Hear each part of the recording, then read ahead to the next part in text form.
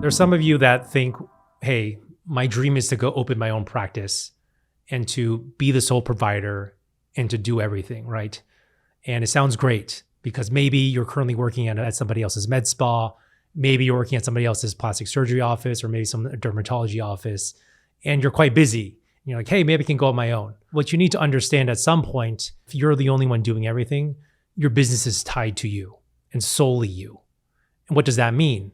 It means, yes, if you make a great sale month, and yes, you're going to make all that money. But if you go on vacation, if you have an emergency, if you have something where you're not there anymore, then arguably you aren't making any more revenue, right? Because if you're the sole provider, if you're the sole consultant, if you're the only person doing all the work, once you step away from that business, it becomes challenging to maintain that business if you're not there. For those of you that are solo providers, more power to you if you're able to do it and manage it and grow a successful operation.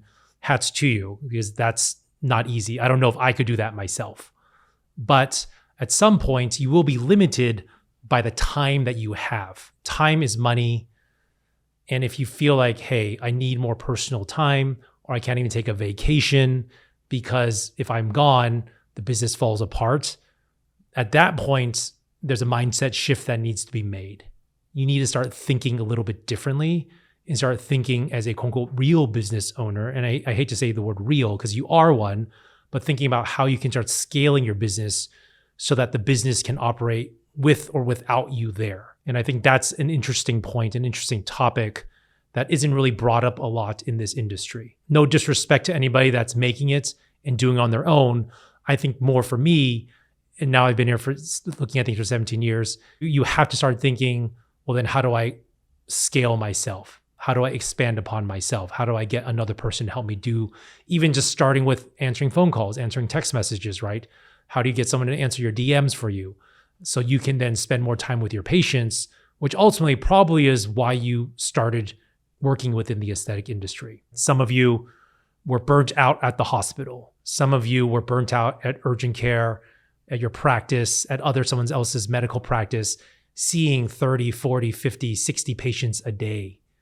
And the medical aesthetic industry brought an alternative where you're able to maybe see 5 patients a day and have real relationships with your patients.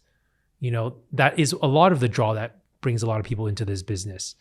However, there is the other side that you need to contend with is, where are your goals?